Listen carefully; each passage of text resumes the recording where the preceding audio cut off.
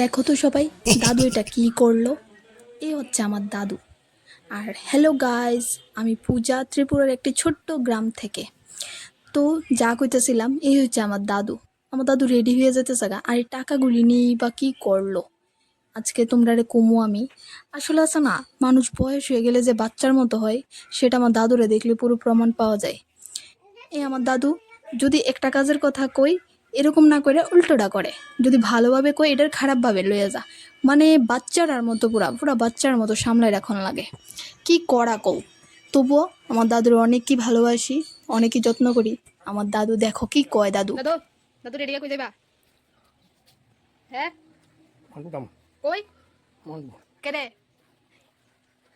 কিনে লাগে না মই ও দাদু দাদু শুনতে দাদু তো তোমরা সবাই শুনলা যে দাদু কি কইলো।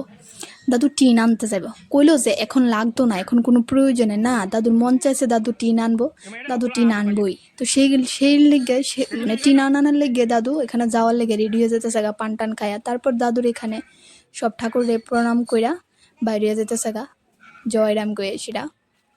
দেখো এখানে